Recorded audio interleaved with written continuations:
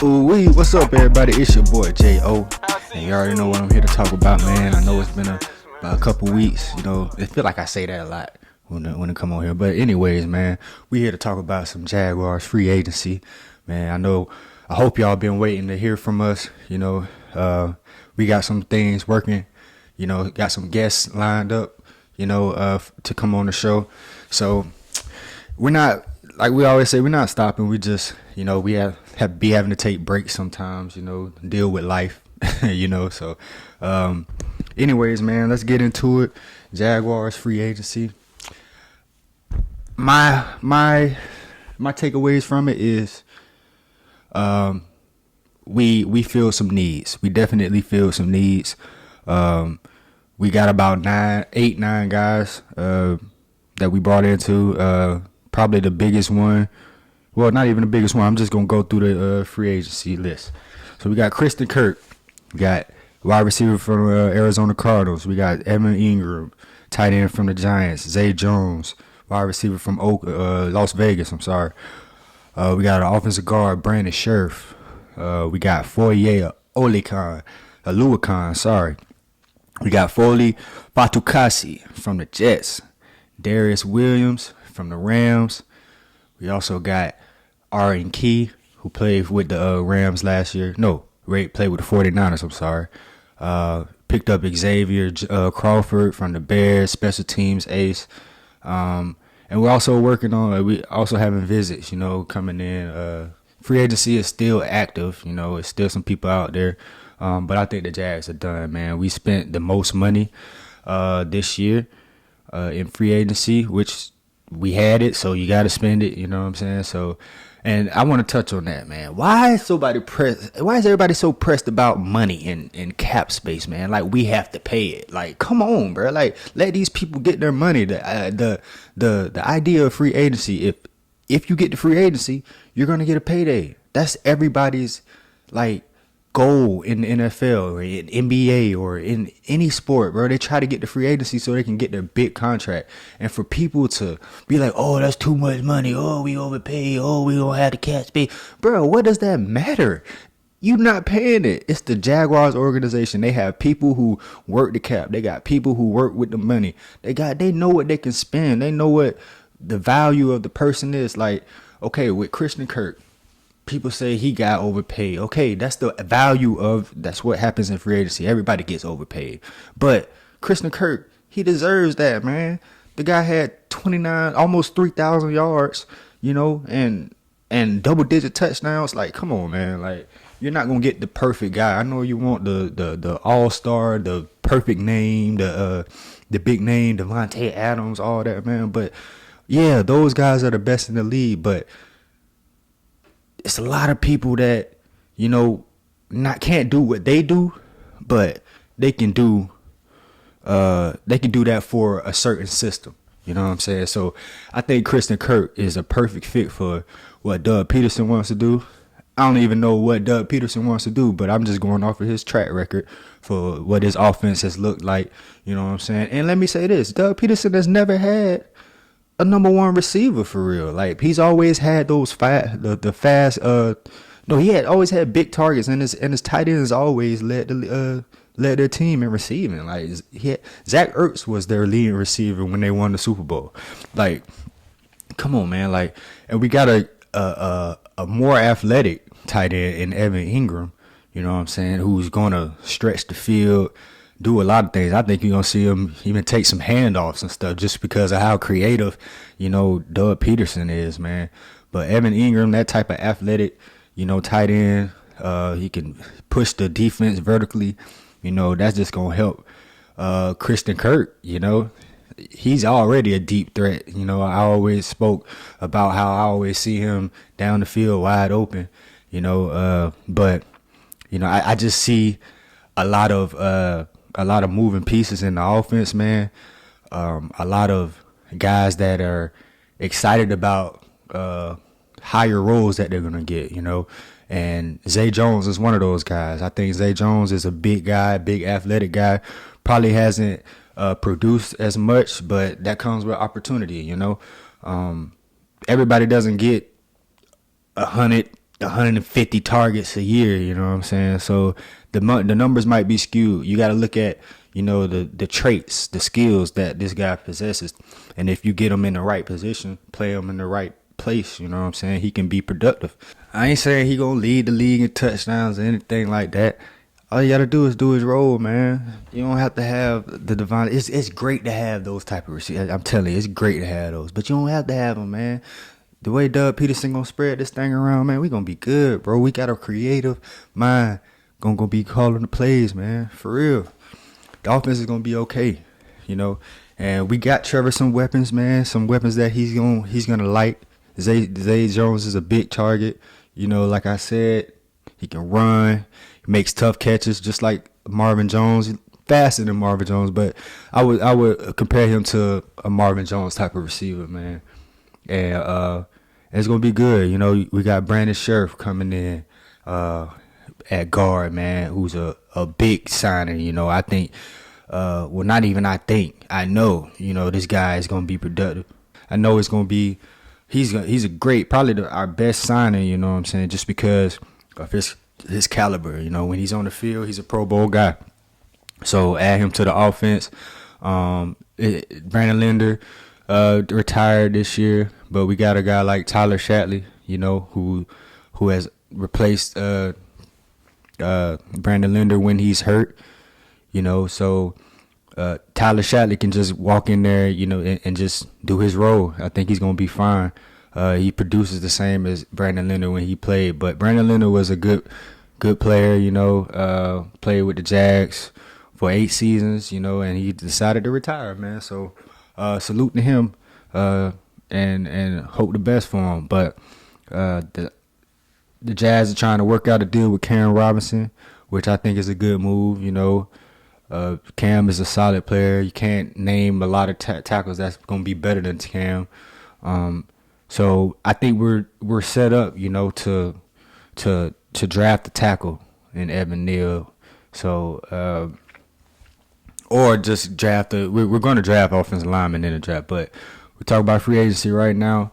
So I love what they're doing. You know, they got some bodies to help Trevor. You know, they got guys to help the offensive line out, you know, protect him.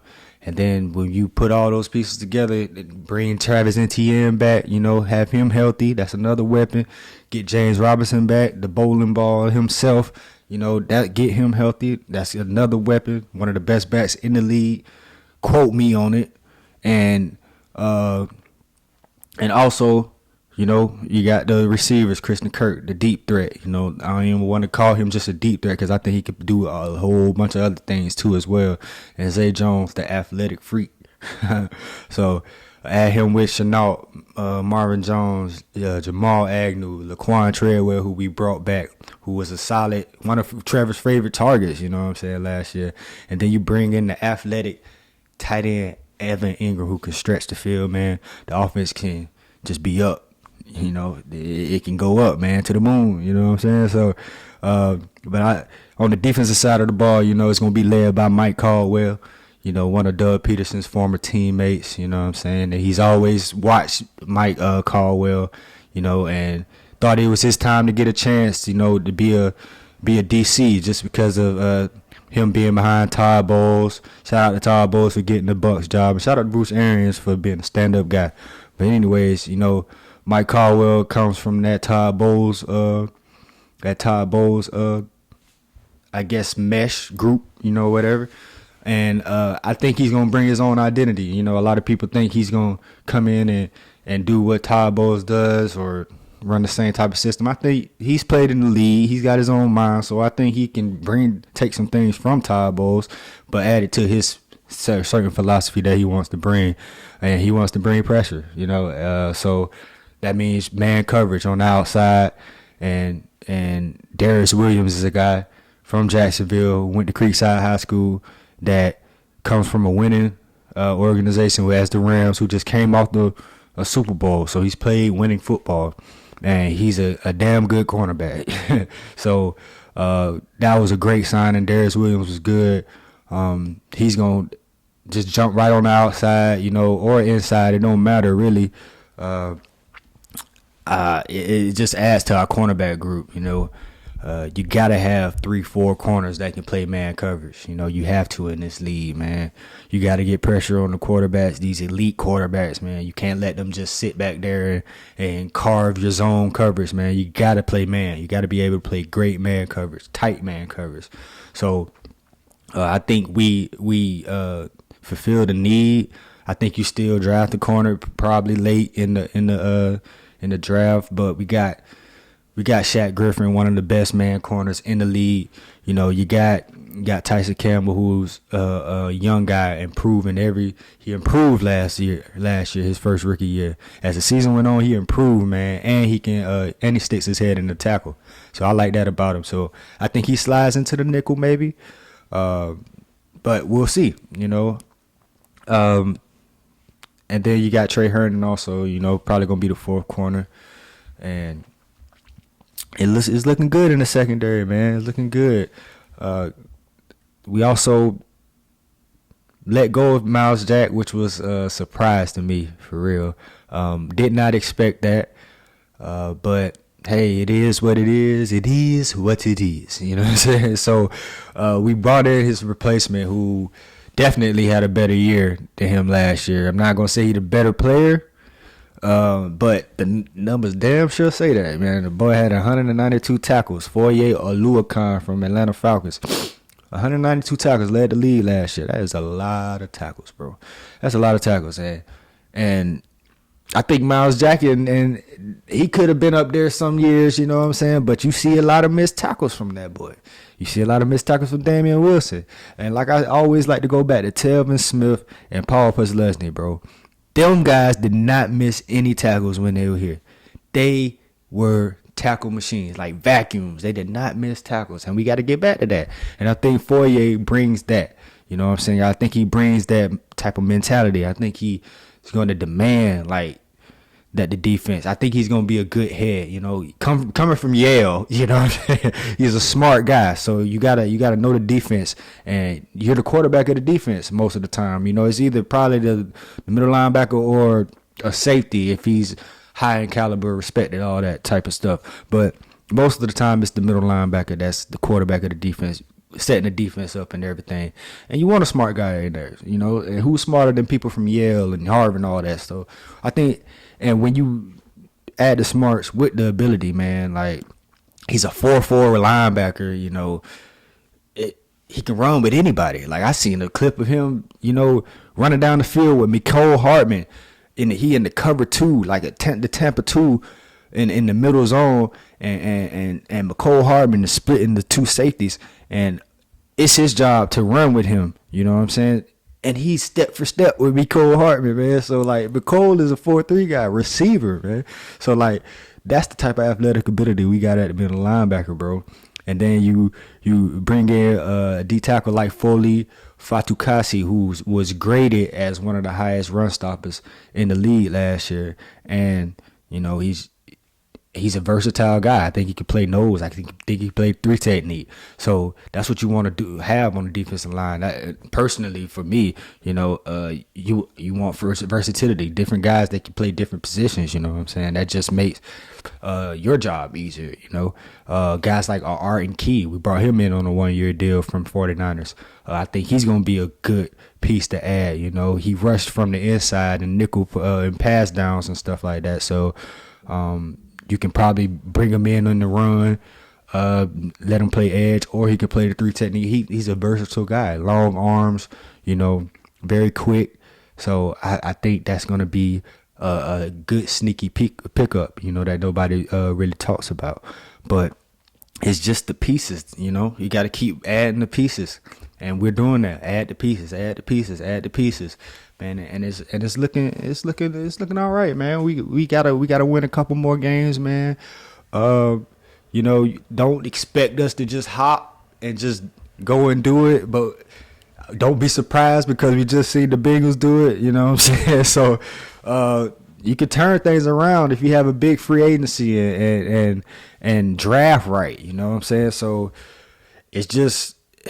It's up, man. I think we got the right coaching staff and the right coach in here, bro. And he's gonna lead us to victory. He's gonna lead us to a championship, man. That's what we deserve, bro. It's been 25, 26, 27 years, man, and it's just been, we had what, a couple years of success, probably like 4 years of success in our tenure as Jaguar fans, or just as the Jaguars period, man. But I think it's gonna be good. We're heading in the right direction. I really believe that this time, bro. I can stand firm and say we're heading in the right direction, bro.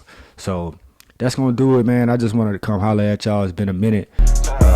Jaguars free agency, bro. It's up from here, man. It's the adjustments. It's your boy J.O. I holla.